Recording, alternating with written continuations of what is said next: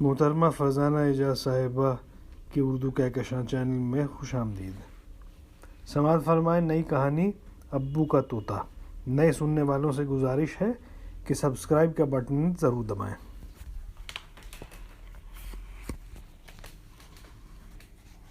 لب جھپ ہمیشہ کی طرح وہ دوڑتی بھاگتی ہوئی اپنے ابو کے گھر گئی اور زوردار آواز کے ساتھ داخلی دروازہ کھولتی ہوئی امی ابو کو پکارتی گھر میں گھسی ہی تھی کہ داہنی طرف کے دالان سے ایک آواز آنے لگی، یہ کون آیا، یہ کون آیا؟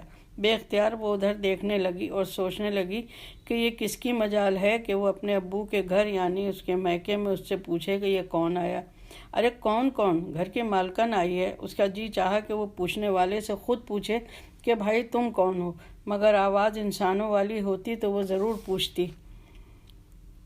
وہ تو خلاف توقع ایک زنگ آلود لوہے کے پنجرے میں ایک ہرا من بھرا بلکہ غصہ بھرا طوطا تھا، اور غصے بھری آنکھوں سے سخت ناگواری سے اسے گھور رہا تھا اور پر پھڑپڑا رہا تھا۔ وہ مسکرائی اور دل میں سوچنے لگی کہ ضرور اس کے ابو نے اپنے دلارے پوتے کی محبت میں یہ طوطا پالا ہوگا۔ وہ حیرانی اور دلچسپی سے طوطے صاحب کو دیکھنے لگی۔ جتنی دیر وہ گھر والوں میں گھری ان کی محبتیں سمیٹتی رہی، اتنی دیر طوطے میاں اسے غصیلی اور اجنبی نظروں سے گھورتے رہے، یہاں تک کہ خلاف توقع اس کے ابو نے اپنے ہاتھوں سے طوطے صاحب کو کریک جیک بسکٹ کھلانا چاہے تو بڑے ناز و ادا سے طوطے صاحب نے منہ پھیر لیا۔ ابو مسکرا کر بسکٹ کھلانے کی کوشش کر رہے تھے اور کہہ رہے تھے، ارے بھائی خفا مت ہو، ہماری پیاری بیٹی آئی ہے، یہ یعنی طوطے کا یہ مرتبہ کہ ابو اس کی مرضی کے بغیر اپنے کسی بچے کو بھی گلے سے نہیں لگا سکتے۔ ایک بار تو اس کے گھر میں طوطا، بلی یا کوئی دوسرا جانور کبھی پالا نہیں گیا، بس ایک بار ایک بلی کا بچہ خود بخود پل گیا تھا۔ اب یہ طوطے صاحب جو ایک ایسے خستہ حال پنجرے میں قید تھے کہ اس کا تلا تھا ہی نہیں، زمین ہی زمین تھی، بس ایک کٹوری میں پانی اور دوسری کٹوری میں کھانے کا ذرا سا سامان سامنے رکھے بیٹھے تھے۔ اس گھر میں کبھی کوئی شور شغف ہوتا ہی نہ تھا۔ گھر میں لوگ ایسی دھیمی آواز میں بولتے، اتنی آہستہ چلتے کہ خاموشی کا حصار برقرار رہتا۔ اسے یاد آیا کہ اسی خاموشی کے حصار کو توڑنے کے لیے ایک بار اس نے دادی سے ضد کر کے چن بجتی چاندی کی پائل اپنے لیے خریدوائی تھی۔ ابو کے آفس جانے کے بعد وہ پائل پہن کر سارے گھر میں گھوما کرتی تھی۔ اب جب کوئی دروازے پر اطلاعی گھنٹی بجاتا یا کھٹکھٹاتا تو یہ طوطے میاں ضرور پوچھتے، یہ کون آیا، یہ کون آیا؟ اور وہ تو آئی بھی آندھی طوفان کی طرح تھی، ہلڑ مچاتی، دوڑتی بھاگتی، جیسے کسی قید خانے سے چھوٹ کر آئی ہو۔ دراصل وہ ایسی ہی تھی، اور پھر ہر سال وہ کئی مہینے اپنے لوگوں سے دور رہتی تھی تو چاہتی تھی کہ ایک لمحہ بھی ضائع نہ کرے اور دوڑ کر امی ابو سے لپٹ جائے اور ان کی محبت کی وہ تمام کی تمام گرمی اپنے اندر جذب کر لے جس کو وہ مہینوں اپنے اطراف ڈھونڈا کرتی اور امی ابو کی جانی پہچانی خوشبو سونگھنے کو ترسا کرتی تھی۔ اب اس کا پرس کہیں پڑا تھا، چپل کہیں، اور وہ آرام کرسی پر پیر چڑھائے بیٹھی بس برابر بولے جا رہی تھی اور پریشر کوکر کی طرح اپنے اندر بھرے تمام احساسات اور خیالات کی گیس ایک طویل سیٹی میں نکال دینا چاہتی تھی۔ ابو امی سامنے بیٹھے اس کی لنترانی سن رہے تھے۔ ذرا وہ رکی تو ابو نے امی سے مسکرا کر پوچھا، کیا یہ وہی لڑکی ہے جو صرف کام کرنا اور مسکرانا جانتی تھی؟ وہ چونکی اور اس کا دھیان پھڑپھڑاتے پرندے کے پھڑپھڑاہٹ کی طرف گیا اور گردن گھما کر زنگ لگے پنجرے کی طرف دیکھنے لگی۔ ابو جو مسکرا کر اس کی تقریر سن رہے تھے، موقع پاتے ہی گویا ہوئے، یہ مٹھو میاں ہیں، آپ کے بھتیجے کی خواہش سے لائے گئے ہیں اور خوشی قید ہیں، کسی سے بات نہیں کرتے، بس مجھے یہ شرف حاصل ہے کہ میرے ہاتھ سے کریک جیک بسکٹ کھاتے ہیں، گھر میں خاموشی پسند فرماتے ہیں اور بے وقت کسی کی بے جا مداخلت برداشت نہیں کرتے، شام کو ذرا دیر پنجرے سے باہر نکل کر چہل قدمی کرتے اور پھر مقید ہو جاتے ہیں۔ ہم ان کو نظر انداز کر کے ان کے سامنے کسی سے بات بھی نہیں کر سکتے، آپ سے بھی نہیں، آپ کی والدہ سے بھی نہیں۔ ابو مسکرا رہے تھے اور وہ حیرت سے انہیں دیکھ رہی تھی۔ اسے علم تھا کہ ابو کسی بھی جانور کو قید کرنا پسند نہیں کرتے۔ گھر کے تمام لوگ ابو کے نظام الاوقات کے مطابق خود کو ڈھال چکے تھے۔ ابو کو پڑھنے لکھنے اور نماز کو آنے جانے اور زیر لب وظیفہ پڑھنے ہی سے کا فرصت تھی جو وہ آزاد رہنے والوں کو قیدی بنانے میں تجزیہ اوقات کرتے۔ جب ابو گھر میں ہوتے تو گھر پر پرسکون سناٹا چھایا رہتا، نہ کہ گھر کے اندر داخل ہوتے ہی ابو محترم طوطے صاحب کی ناز برداریاں کریں اور ابو کے ہاتھ سے کریک جیک بسکٹ کھائیں، اور اگر ابو کسی اور طرف متوجہ ہوں تو طوطے صاحب اپنے پنجرے سے الٹے لٹکے نظر آئیں۔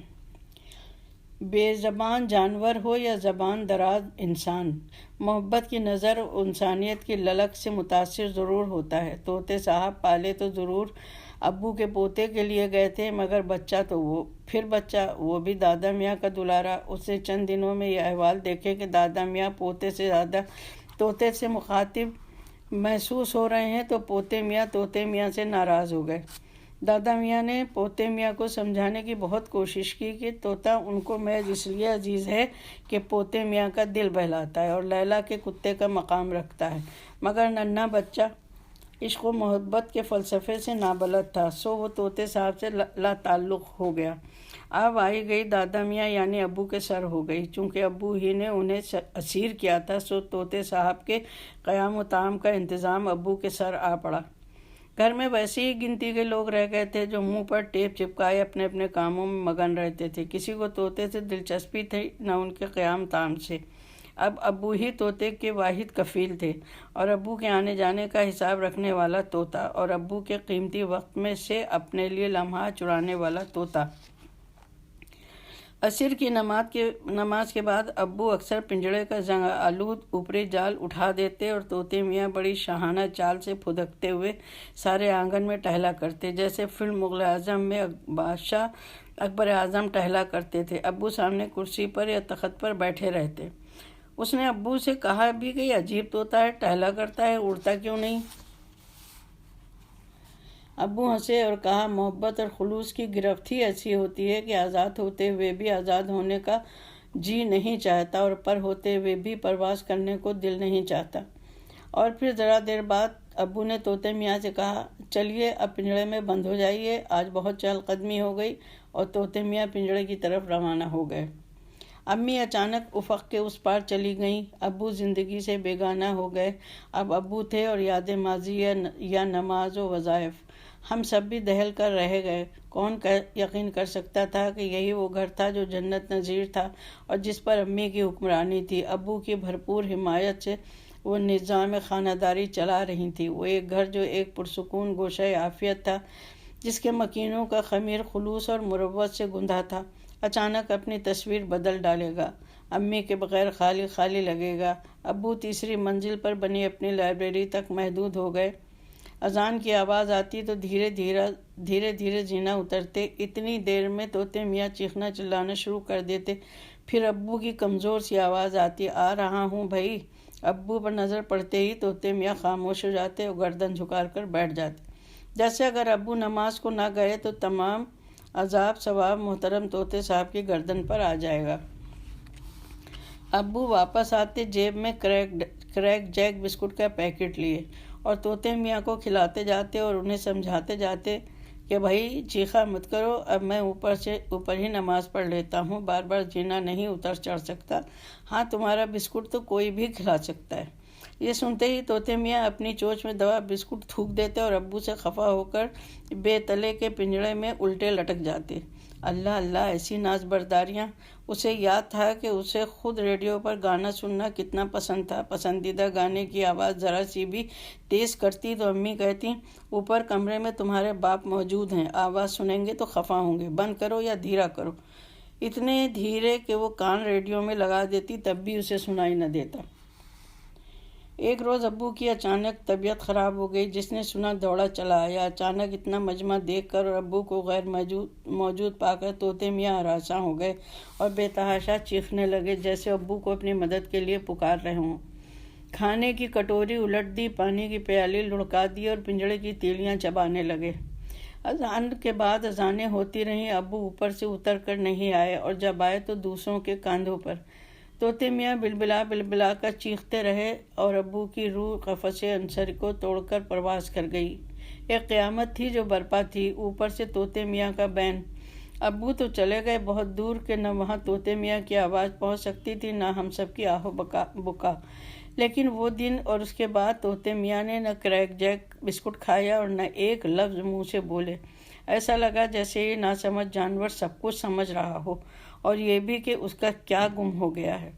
اور ہم سب کی تو جیسے ریڑھ کی ہڈی ہی ٹوٹ گئی، ہماری دنیا اندھیری ہو گئی، وہ روشنی ہی چلی گئی جس کی ضیاء سے ہم سب چمکا کرتے تھے۔ ہفتوں گزر گئے لیکن کسی نے بھی طوطے میاں کی آواز سنی اور نہ ان کے ناز نخرے دیکھے۔ اب جو کوئی ان کو کچھ بھی دیتا کھا لیتے اور پنجرے میں الٹے لٹکے رہتے۔ ہم میں سے کوئی ان کے پاس جاتا تو اجنبی نظروں سے دیکھتے اور منہ پھیر لیتے۔ ایک روز جب وہ سو کر اٹھی تو سوچا کہ وہ خود جا کر طوطے میاں کو کھانا دے آئے۔ مزمحل قدموں سے وہ پنجرے کے پاس گئی، لیکن پنجرا تو الٹا پڑا تھا اور خالی بھی۔ آنگن خالی تھا مگر دالان کے کونے میں طوطے میاں کے نوچے کھوچے پر پڑے تھا۔ اس کا جی چاہا کہ وہ چیخ چیخ کر روئے۔ ہوا یہ کہ بے دھیانی میں کسی نے بیرونی دروازہ کھلا چھوڑ دیا اور موقع پا کر ایک بلی اندر آ گئی۔ طوطے میاں کا پنجرا تو ویسے ہی بے تلے کا تھا اور ابو بھی نہیں تھے جو خیال رکھتے کہ باہر کا دروازہ بند رہے اور دھیان رکھا جائے کہ رات کو کوئی بلی گھر کے اندر نہ رہ جائے۔ وہ زار و قطار رونے لگی۔ اسے لگا جیسے وہ بھی طوطے میاں کی طرح زندگی کے زنگ آلود پنجرے میں غیر محفوظ ہے، ایسا پنجرا کہ جس کا تلا بھی نہیں اور اسے ناگہانی اور مصیبت سے بچانے والے ابو بھی نہیں۔ ہاں سچ ہی تو ہے، زندگی خود ایک زنگ آلود کمزور سا پنجرا ہی تو ہے۔